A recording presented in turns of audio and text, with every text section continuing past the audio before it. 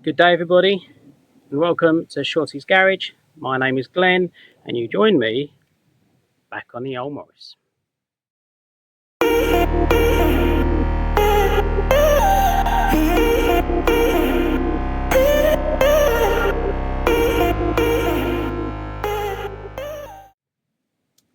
So, what's the plan of action today? Well, not loads because I don't know if this is going to show. No, it's not going to show. We're over there. No.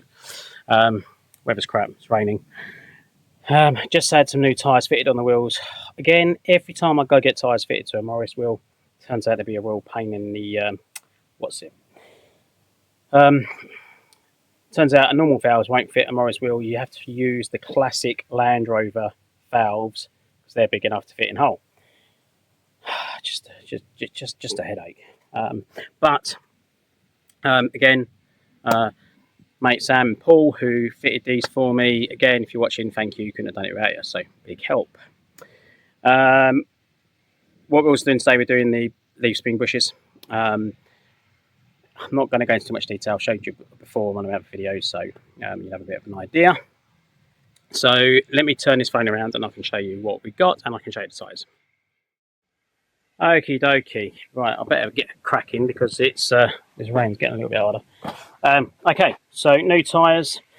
What we've done, we've gone for a 15570 R14. I think the four of eBay were about £90, I believe. Wheels are a bit scratched from having the tyres fitted, which is, well, it's going to happen. There's not much you can do about it. We'll touch them up afterwards. Unfortunately, this particular wheel here, she's a bit bananaed. So we've got weights there. We've got weights down there. Poor old thing. That one's fine. Obviously, it's been weighed at the back. We've got one down there. So that's lovely. So unfortunately, that one's going to have to go on the back. As you are going to feed it. It's very out of shape. Probably one of them, if we could get another wheel, that'd be handy, but we'll see what happens and see what Rob himself wants to do. So obviously working on old Harold over here. So again, I'm probably not going to film all of this because, like I say, it is beginning to rain, as you can probably hear, and it's getting harder. So I'm undoing them there. Right, hold on, 2 minutes people, 2 minutes. Right, hold on. Just go in the toolbox. Right, okay, so I stick some tools underneath the fan now. Right, I'm getting wet. Right, so be it. So I've undone both of those there, and I knocked the pins through, put the new bushes into the bush kit. It's those ones there. I need to double check this, but I'm pretty certain the blue ones go actually in the chassis part, so I will double check that. And then we've also got all the hardware to go with it. So again, we will be undoing, when we get to that one down there, oh, it's going to come through. We'll undo that bolt, push that through. And there's two small bolts on the inside, and hopefully that will come out when we put the new hardware in. So it's not too bad of a job, as long as they all come off, which all this should be good because this has had the welding done, so it shouldn't be too difficult. So, it's raining, so I'm not having my phone out here, so I'm going to stop here and I'm going to carry on, and I will come back to you with a bit of an update once we're done, hopefully today if the rain holds off. Okay, hopefully you can see this. I know it's a bit dark, but as I said, in the kit you've got red and blues. Now, from what I've read and understood online, is the blue goes through the chassis part, the reds go through the leaf springs, so which would make sense because then you've got enough reds for leaf springs, blah blah blah. Yeah, you know what I mean.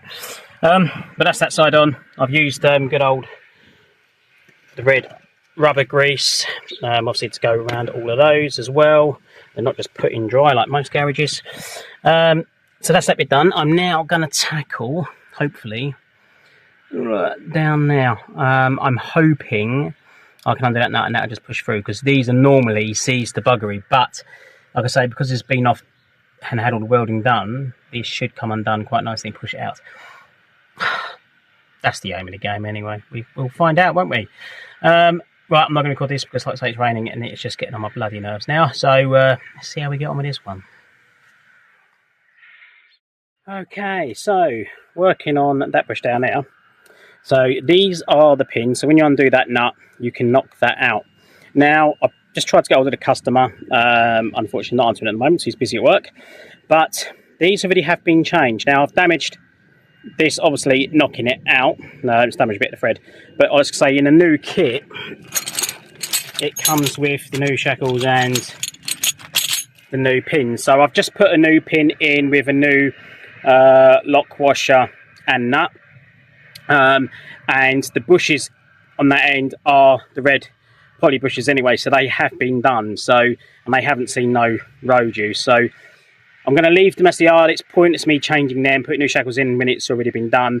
Now, obviously, I know the customer is abroad, so it makes sense to leave him a spare shackle, a spare pin, and 4 spare bushes. So if he ever needs them, he's got them over there. Because like I say, they've already been done, so it's pointless redoing them again when there's nothing wrong with the bushes that are there. So we're just going to concentrate on the rear ones for now. And when I speak to the customer later on, I'll obviously explain the situation. And if he's okay with it, we'll leave them as they are because they're all brand new. And he's got some spares for when he needs to do it again in the future. Really simple to do. Let me see if I can lower the camera. So that bolt there, as you can see, all you do, unbolt that like a punch and a hammer and knock it through.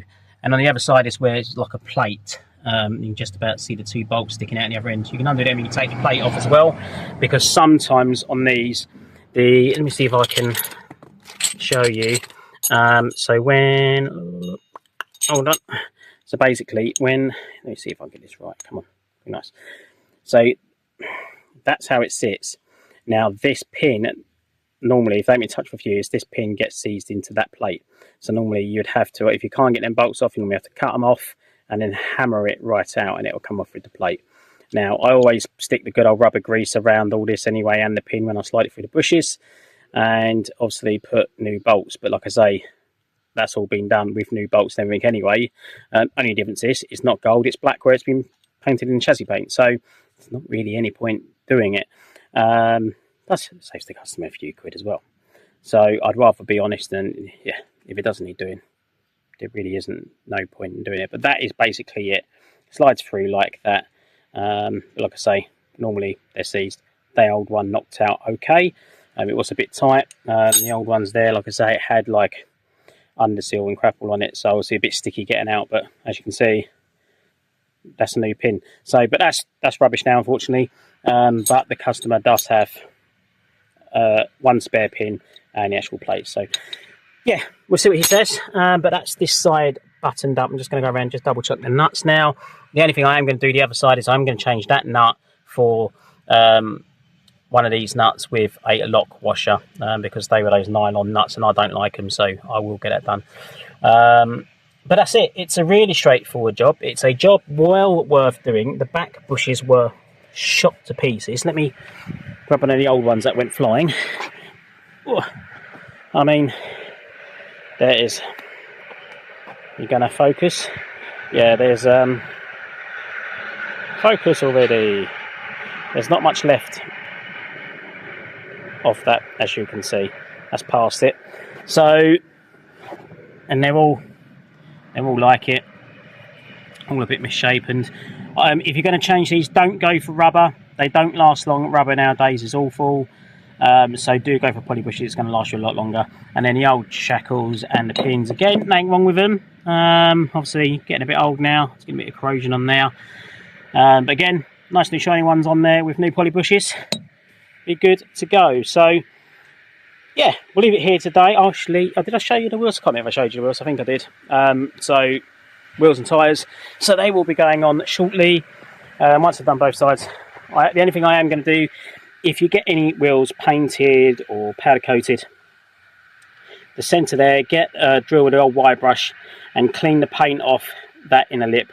It really doesn't do the bolts any good, and I've seen bolts come loose because of that. So do clean inside there down to bare metal, and you know you're going to get a perfect fitment with the bolt, and you ain't going to have no issues with getting a bolt off. So definitely worth it. And always worth painting the wheels before you go get tyres done, in my opinion, because you can just paint over the old wheels. There's less masking up and all of that palaver. Unfortunately, you do just get a bit of chipping from the machine, but I think that's going to happen with any wheel you paint, but we can touch all that up, so that's not a problem. But yeah, they're the tyres, like I say, 15570 R14. Hopefully fitment is good. I'm going to try one on front. Worst case scenario, like I say, might need to try like a universal 5mm spacer just to bring it away from the upper trunnion. But all good to go. Right, I am going to leave it there, people. I want to try and get the other side done and pack up while I can, because like I say, we're in the rain and it'd be nice to just get done. So yeah, appreciate all your time and everyone watching, and please like, please subscribe. It really does help the channel out, and we are growing with all of you, and we will see you all on the next one. Keep safe, take care.